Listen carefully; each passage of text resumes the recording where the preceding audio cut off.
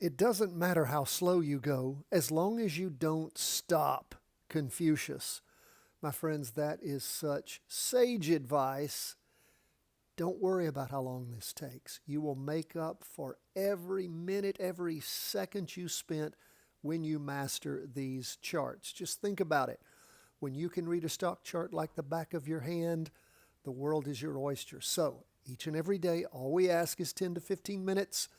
Practice, learn by doing, on the job training, practice trading. You can do this. Some of the best traders I know are the least formally educated. It is an art, and you need to practice it. Let's jump into these charts. We see stocks are mixed. Bonds are down. Gold and Bitcoin are up. Nothing up a great deal. Nothing down a great deal. We'll look at the S&P just running right here on the prior high, and we drew that with a purple. We always use purple for a ceiling or for a floor. This appears so far to be a ceiling, 0.01%, so really flat for the day. Now, as we look at the two-day candle, this is the first day of the Thursday, sitting right there on that weekly trend line. Half day is above it. You saw us up in the morning, pulled back in the afternoon to a doji. You can see the volume's decent. Not so much volume today, not even up to half on the two-day. And you can see the weekly, it is approaching. Maybe if there's a lot of volume tomorrow, you could get up to the average. I just don't know where that's going to end yet. And who knows, tomorrow could take off and just hammer up. But of course, for the time being, we are still long the S&P. This was not our trade chart.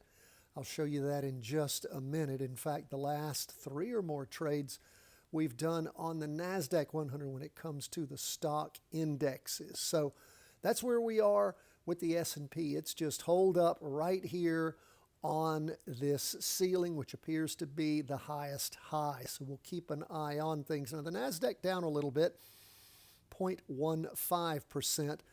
We can see more of a telltale sign of really pushing over. We have the newest two-day candle, a red spinning top below that weekly trend line. As we look at things, we can see we're nowhere near the high of last week. We do have volume getting up there. Don't know if it's going to hit average or not tomorrow. We have red volume. That means that it opened lower than the prior close. That's all a red volume means. Green means it opened higher than the prior close. Doesn't mean negative volume. But it is good to know. That's why we have that signal on there. It does give us, again, more information. Look at where we are on the half day, right on the line in the morning. And again, very hard to see. Let's blow that up, try to figure out. There we go. And a doji in the afternoon below the line with high volume. So again, we had lots and lots of down movement for several days. Had one pop up there in the afternoon on Tuesday, then of course down hard on Wednesday, popping up on Thursday in the morning, and then back down and through the weekly trend line in the afternoon. Now this is our smallest chart. This is the one that means the least to us because big money on big trades on big charts. And as we look at things, we can see a significant weakening here. Friday's going to tell us more information. We don't have a red candle here, but we do have some major pullback. Market is, maybe it's getting ready to roll over hard. Maybe it's just going to lag along for a while. We don't know yet. We don't have enough information, so we'll continue to wait, watch, and see. What about 20-year U.S. government bonds? Now, we have another. You can see here we go all the way back to December, the last week of the year last year, where we hit that high. And then things, cantered down for a while, ran up a little bit, pulled back some, and then this latest run up. We didn't have anything triggering us because of the volume, because of the pullbacks, because of the shake and shuffles. It goes up, it goes down. You can't trade stuff like that. Realistically, you can't trade it accurately. We're not gamblers, but we have seen You know, we went all the way up to it with the candle last week. This week backing off. We see where our wick has pushed through it. But again, earlier in the week, we can see where that happened actually. That happened actually last Wednesday, where things pushed up. And then this week, it also happened. That was on the Friday, Monday, I guess. Yeah, the Friday, Monday. And yeah, in fact, we can see it right here. We can see it on Friday, and then you see on Monday where it pushed up and then rolled back over. I'm looking at the half day now. And so where are we today? Down 0.33%. Again, not enough energy to push it above that ceiling. We can see going into, 2.5 days on the 2-day chart of down movement, and the half day has pushed through that weekly trend line. So we'll keep an eye on things, see how Friday wraps up what it tells us. Still have green candles on the weekly. What about gold? Gold, it just up again, 0.52%. I was down yesterday. Day before it was up. Day before that it was up. Day before that it was up. So, up Friday, up Monday, down Tuesday. Looks like it started up on Tuesday afternoon, down in the morning, up in the afternoon, then down on Wednesday, up today, up 0.52%.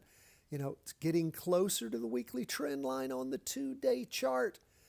The high last week was, we've talked about this, is third day in a row, 234.01. So far this week, 233.61. So we're not getting a higher high.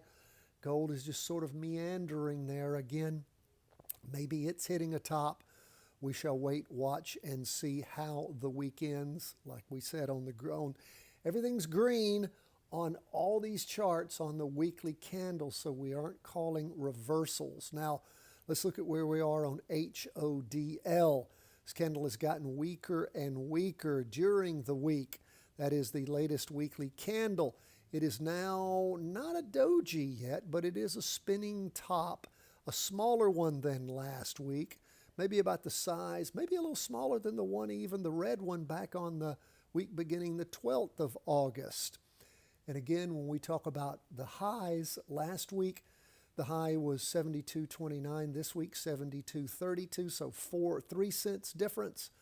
That's not much at all. So really sliding sideways, and you can, of course, see a lot of that on the half-day chart.